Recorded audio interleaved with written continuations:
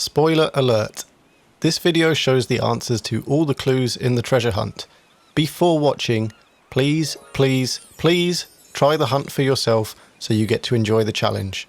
Only use this if you really get stuck.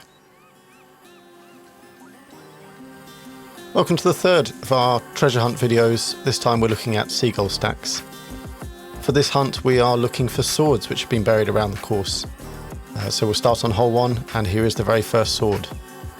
The clues in this hunt are based around a sketchbook from a character named Knut Grey Fox, and the idea is that you match up the pictures in the sketchbook to scenes around the course. In this case we're looking for a pillar with a stone on top of it. So just over at hole 9 we can see that pillar. There's our second sword. This time we're looking for an archway. There are a few archways on this course, but you may well recognise that from hole number 4. And there's our sword. This one's a little trickier. We're looking for quite a round pillar, and we can just about see that in the distance there. So over by hole number 10, there's the sword in the very top.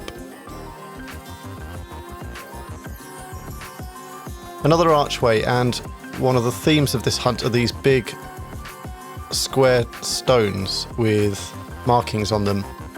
There are a number of these dotted around the course, so we found the one with the right markings, we found the archway, but the image shown depicts the stone on the far side of the archway, so we've got to go to the other side and look back. There we can see the stone, and there you can just about see the sword on the left. Okay, a similar looking archway, but it's clear this time it's in the distance. So we need to locate hole 16, and there we can see that pile of stones with the sword in it. Okay, this is a slightly darker marking on the stone. It's a skull type image, and this is found quite early on in the course, around hole 2. So once we see that, the picture is showing a couple of cairns, which are piles of rocks used to navigate mountains when you're climbing up them in adverse weather. So we can see those two cairns, and there's the sword. Next one seems to be on the bridge, and there we can see our rubble bridge. So we place ourselves, we've got the next clue. So we're looking for a staircase which has a right angle bend in it, and just over there we can see the staircase in question. That's the right angle left bend, so the sword is somewhere around here. If you can't see it, you might just need to take an extra step down the first steps and look back, and there's the sword. Okay, again we're trying to match the angle of the image and the shape. We can see the main part of the image there, so we just need to match it up with the background. You may have already spotted the sword in that small bunch of flowers. There it is. So we're looking for another of these marked stones, and this one is much further down the course on hole 15. But you can see in the picture just about that the sword is in the distance, so we need to get the angle right and then go on a hunt back up towards the background of the picture. So it's not that one there, it's actually the one over to the right that we're trying to line up with. Once we've confirmed that, we'll start our way back up the steps until we find the sword. Excuse the time this took, there's a small chance I forgot where this one was.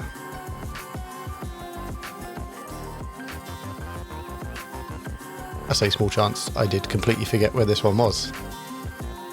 So it's actually much further up than I remembered it being, almost to the top of these steps here. And eventually when you get up there, you'll see the next sword.